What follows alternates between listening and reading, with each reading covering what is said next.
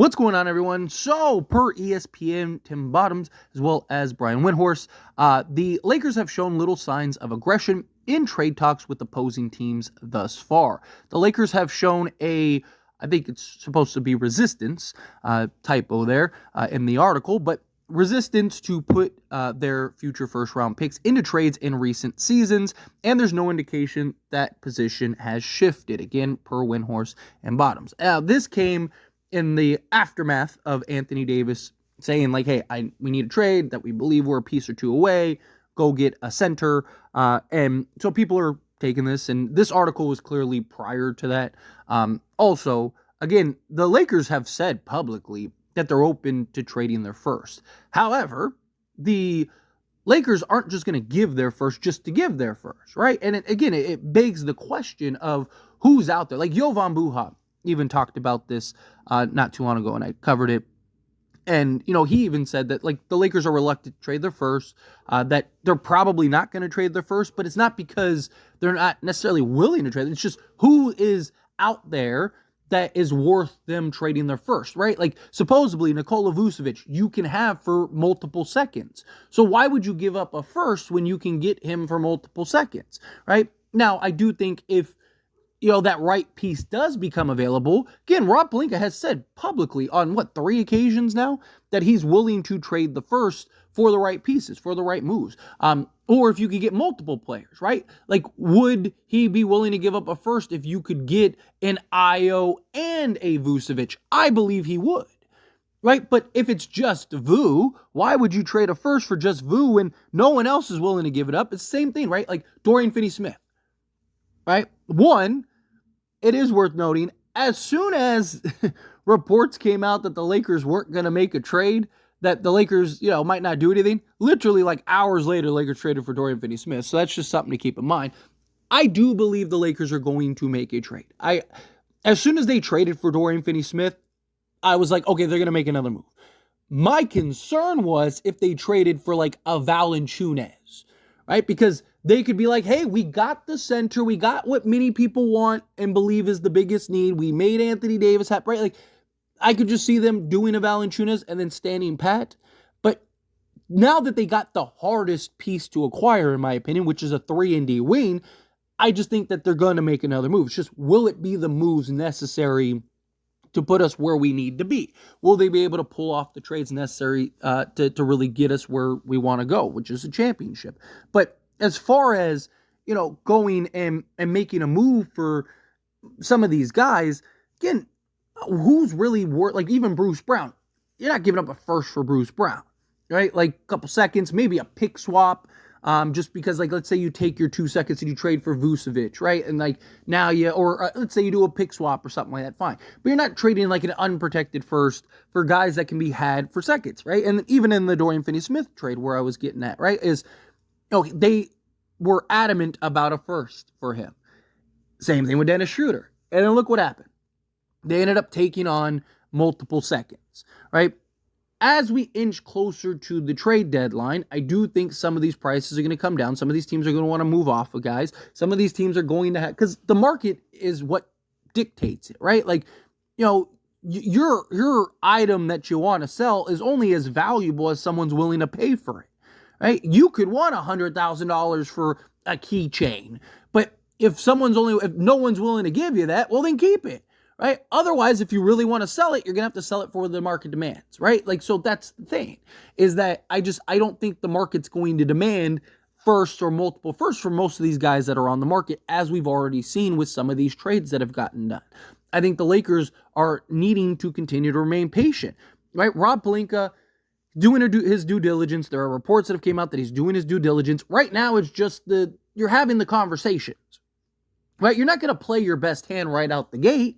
No, like, think of it like poker, right? You want to kind of bluff the guys. You want to get you don't want to just like put your cards on the table and just show everyone what you got as soon as they're dealt. No, you want to kind of ease these teams into believing like, okay, like he's not really holding nothing, right? Like, he's not really serious, right? And then next thing you know, it's like you find the right moves, you find the right piece. Dorian Finney-Smith is a great example, right? Like, it literally looked like he was going to Memphis, and then immediately we get out of nowhere, oh, hey, Lakers just traded for Dorian Finney-Smith. It was like, what? Like, and he got him for fair market value, right? Like, I know people are very critical of Rob Pelinka, and I get it. But to me, it's like, let's wait and see what the end result is.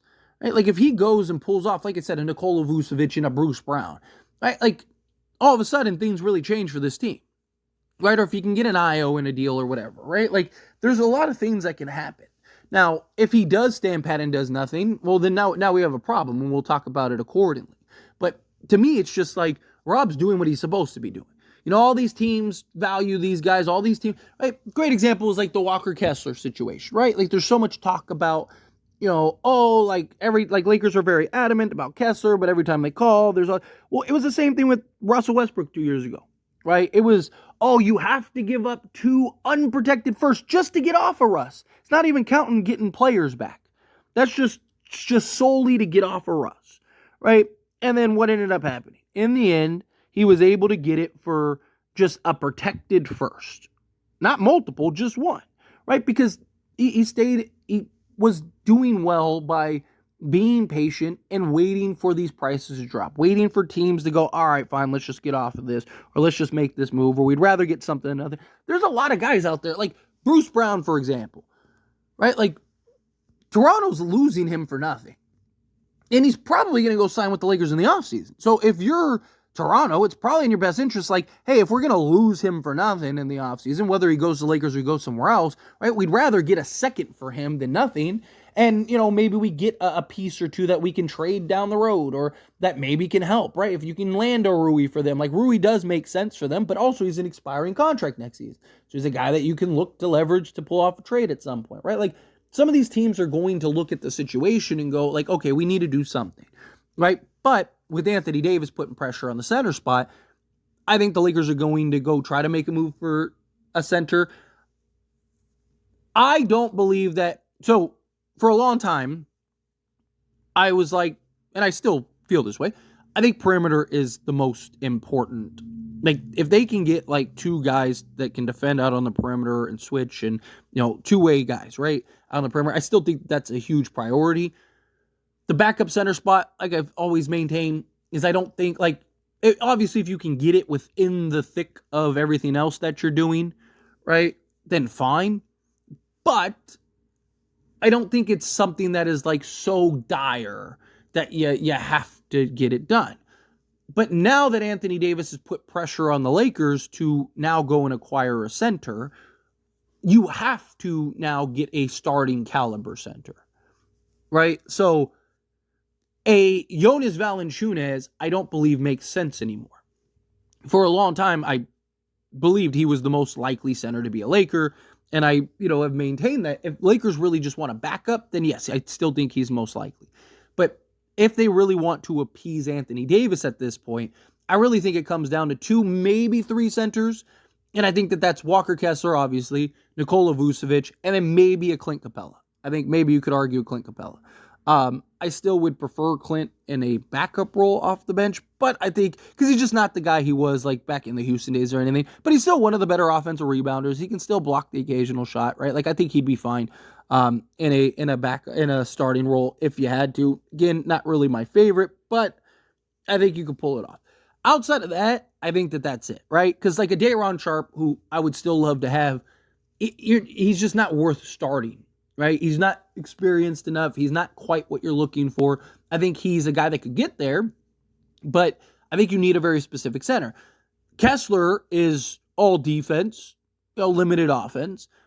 Vu is all offense, limited defense, right? But both are the extremes the other way, right? So like Vu is arguably a top 5 offensive center, if not, maybe even closer to that. Like, and then Kessler's like a top 3 defensive center, right? So like, it's just, what do the Lakers prefer? Do they think that they can, for example, if you get a Walker Kessler, then I don't think you have as big of a need. I think you still need perimeter help, but I think if you get Valanciunas or Nikola Vucevic, I think you desperately need another like higher end perimeter. I think at that point you have to get Alonzo Ball, or you have to get a Bruce Brown.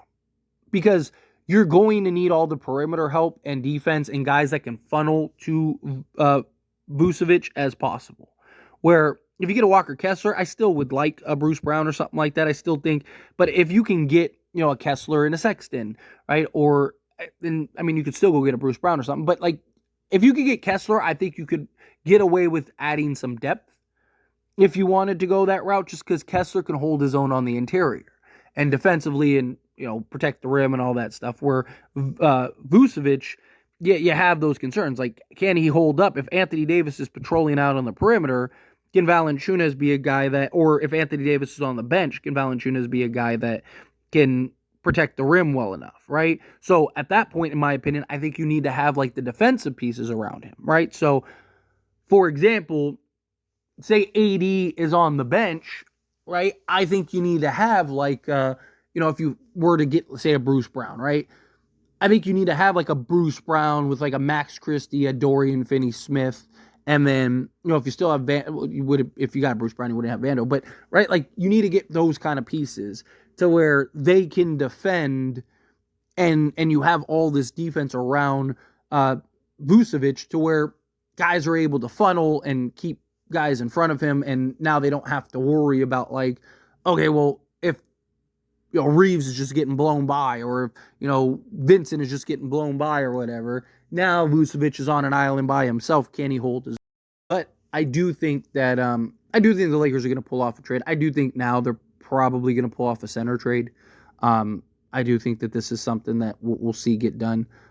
Just because I think, one, you have Anthony Davis putting so much pressure. I think the Lakers are going to want to do right by AD.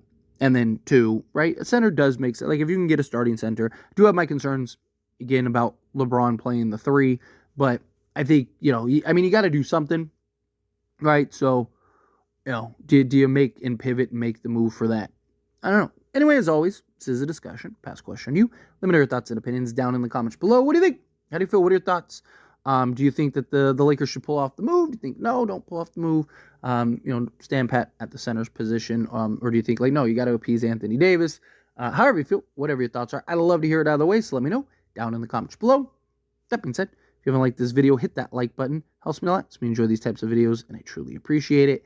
Not subscribe channel, hit that subscribe button. Turn on the bell notifications. Appreciate y'all. See you in the next one.